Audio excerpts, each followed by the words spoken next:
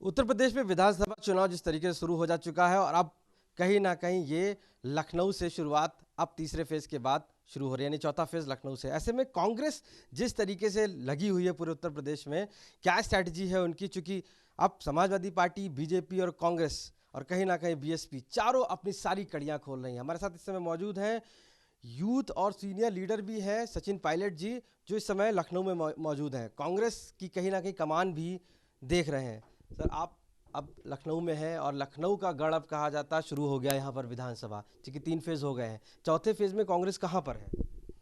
हम लोग लगभग 30 साल के बाद कांग्रेस पार्टी उत्तर प्रदेश में 400 सीटों पर लड़ रही है। और चुनाव तो अब हो रहा है, लेकिन पिछले 3 सालों में जब जब विपक्ष की ज़रूरत थी तब सबसे सामने सबसे आगे प्रियंका जी आई थी।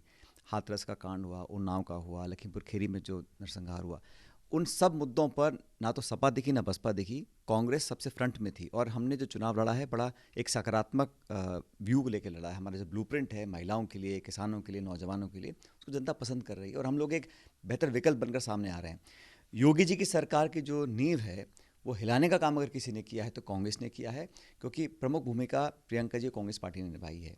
18,000 कांग्रेस के कार्यकर्ता जेलों में गए हैं, तो मुझे लगता है कि लोग इसको पसंद कर रहे हैं। परिणाम 10 मार्च को आएंगे, लेकिन यहाँ भाजपा की सरकार जाना तय है। और जो डबल इंजन की बात करते हैं, वो इंजन पहले तो सीज़ होगा लखनऊ वाला, फिर सीज़ होगा दिल्ली वाला। ये इंजन सीज़ होने लगभग तय है। ये 3 फेज हुए हैं। पहला फेज बोला जाता था कि जाट लैंड है, दूसरा बोला जाता कि माइनॉरिटीज़ का है, तीसरा यादव लैंड बोला जा रहा है। तो ऐसे में आपको क्या लगता है कांग्रेस की स्ट्रैटेजी किस तरीके से इन तीनों फेज को लेकर, आप वहाँ पर कितनी सीटें देख रहे हैं? देखिए, ये जो आपने जो विश्लेषण किया है, ये वो पॉलिटिकल पार्टीज करती हैं जिनको साधने की कोशिश करते हैं जाति और धर्म के नाम पर। कांग्रेस ने कभी भी किसी स्पेसिफिक धर्म, जाति, बिरादरी, समुदाय की बात नहीं की। हम लोग तो एक इतना बड़ा सूबा है उत्तर प्रदेश, इसको इन्होंने सरकार बसपा की देखी है, सपा की देखी है, भाजपा की देख ली है। तो लोग थक चुके हैं, बदलाव चाहते हैं। मुझे नहीं लगता कि ये जातियों में बांट कर जो गणित आप लोग लगाते हो उसके आधार पर लोग वोट डालेंगे। लोग बदलाव चाहते हैं और कांग्रेस एक बेहतर विकल्प बनकर सामने उभर रही है।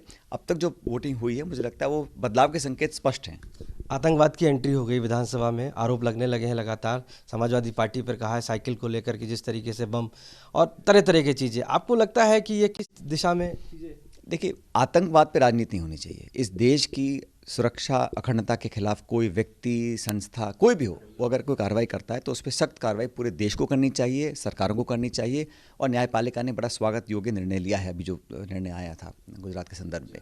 लेकिन उसको राजनीतिक चश्मा पहनकर देखना चुनाव के समय, मैं समझता हूँ गलत है। क्योंकि आतंकवाद के मुद्दे पर किसी की अन्य राय नहीं हो सकती। पूरा देश एक है, पूरा मुल्क एक है, लेकिन उसको इस तरह से इस्तेमाल करना चुनाव के समय, वो मैं समझता हूँ बहुत ज़्यादा मतदाताओं को भाएगा नहीं। क्योंकि लोग चाहते हैं कि आतंकवाद के खिलाफ हम मजबूत दिखने चाहिए, पूरी दुनिया को दिखना चाहिए। और देश के ऊपर कोई आंख उठा के देखेगा, उसको मुंह तोड़ जवाब मिलना चाहिए। लेकिन राजनीतिक पॉलिटिकल पार्टीज को टारगेट करना या उनको अटैक या डिफेंड करना, खासकर टेररिज्म को लेकर, मैं नहीं समझता हूँ वो बहुत ज़रूरत है उसमें। और चर्बी और गर्मी जिस तरीके से निकाली जा रही है। अब वो देखो, इतने बड़े पद पे कोई व्यक्ति बैठता है तो उनको उस पद की गरिमा ध्यान में रखनी चाहिए। ठीक है, चुनाव होता है, आरोप प्रत्यारोप होते हैं, लेकिन विचारों का हो, सिद्धांतों का हो, पॉलिसीज़ का हो, प्रोग्राम्स का हो, कटाक्ष भी हो, आलोचना भी हो, लेकिन शब्दावली का जो प्रयोग होना चाहिए वो बहुत संभल कर करना चाहिए। इस प्रकार का जो होता है उसको लोग पसंद नहीं करते हैं, आम मतदाता पसंद नहीं करता है। एक शालीन भाषा का प्रयोग करना चाहिए, अपने परफॉर्मेंस की रिपोर्ट कार्ड दिखानी चाहिए। औरों को अच्छा बुरा कह कर वोट लेता है तो बहुत लंबा नहीं चल पाता है। इसलिए उत्तर प्रदेश चुनाव में बेहतर ये होगा जो हम लोगों ने किया है, कि हम लोगों ने एक सकारात्मक ब्लूप्रिंट तैयार किया है, जनता के सामने प्रस्तुत किया है, लोग उसको पसंद कर रहे हैं। अब आपस में एक दूसरे को कोसना, अपशब्द बोलना, वो शोभा नहीं देता। कांग्रेस ने जिस तरीके से अभी हाल ही में इनके हमने देख रहे हैं, प्रियंका गांधी लगातार रूट पे हैं और लगातार कर रहे हैं। लेकिन और अगर हम बात करें जो उनके स्टार प्रचारक हैं, नहीं दिख रहे हैं, आप हैं अभी। ऐसे में अभी हमने पोस्टर गर्ल देखा था, 3-3 जो छोड़ के चली गई कांग्रेस को। आपको लगता है जो नींव है वो कहीं मजबूत हो पा रही, केवल प्रियंका गांधी अपने कंधों पर लेकर चल रही? प्रियंका जी महासचिव इंचार्ज हैं और वो लीड कर रही हैं पार्टी के कैंपेन को। आपने कहा कि हमारी 1-2 महिला नेत्री जो पोस्टर पे थी वो चली गई हैं, लेकिन भाजपा के तो 1 दर्जन विधायक छोड़ के चले गए, 3-3 मंत्री छोड़ के चले गए।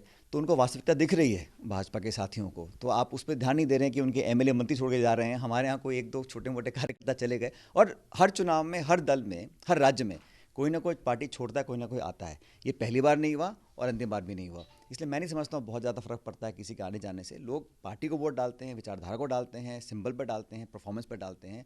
लोगों का आना जाना ये चलता रहता है राजनीति में। लेकिन ये बहुत इंपॉर्टेंट है कि सिटिंग पार्टी है जिसके 300 से ज़्यादा विधायक हैं, एक दर्जन विधायक छोड़ के चले जाएं, 3-3 मंत्री छोड़ दें, तो कहीं ना कहीं ज़मीन खिसक रही है। भाजपा समझ रही है इस बात को। तो आपको लगता है कि अब कांग्रेस कितनी सीटें लेने वाली है उत्तर प्रदेश में? चूंकि 403 का है, लोग तो 400 का दावा कर रहे हैं। अब वो तो अच्छा है, कोई 500 का दावा नहीं कर रहा है। लेकिन देखो, योगी जी की सरकार को आईना दिखाने का काम, असलियत हकीकत को बयान करने का, सड़क पे आकर संघर्ष करने का काम जो किया है वो कांग्रेस ने किया है। और उनकी सरकार की नींव हम लोगों ने हिलाई है।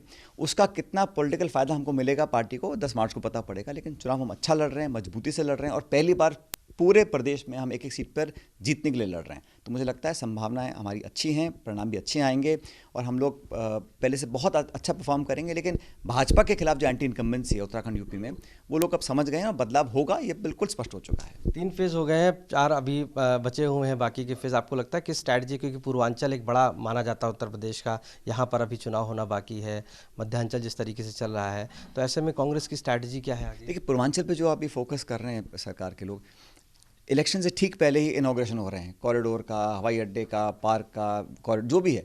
ये 5 साल तक काम नहीं हुए, और केंद्र में सरकार पूर्ण बहुमत की है, उत्तर प्रदेश में पूर्ण बहुमत सरकार थी, फिर भी डेवलपमेंट के नाम पर अभी सिर्फ फोटो, इश्तिहार और शिलान्यास, नारियल फोड़े जा रहे हैं। 5 साल में जो लोगों का हाल रहा कोरोना के बाद, जो मजदूरों ने पलायन किया, जो लाशें यहाँ नदियों में बही थीं, और जिस प्रकार का कानून की सीमाओं को लांघकर जो पुलिस और सरकार ऑपरेट करती है, वो सब लोग उसको समझ रहे हैं। तो सरकार ने सिर्फ नारे दिए हैं और जाति धर्म की बात कर लोगों को बांटने का काम किया है। मुझे नहीं लगता कि ये बहुत लंबा चल पाएगा, और काट की हांडी बार बार नहीं चढ़ती है। हम आपसे जुड़ा हुआ एक सवाल पूछेंगे। यूथ में अभी कन्हैया कुमार जी को हमने देखा था, यूपी में थे, हार्दिक जी थे, लेकिन वो सभी भी वापस हो गए, अब फ्रंट में नहीं आ रहे।